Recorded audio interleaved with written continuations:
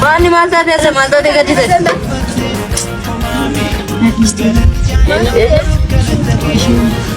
Hal pike.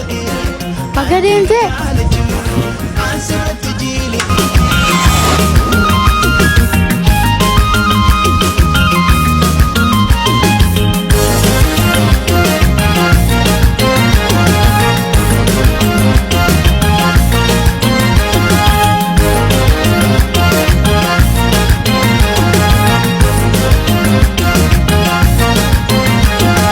Bagademte, galani jaalala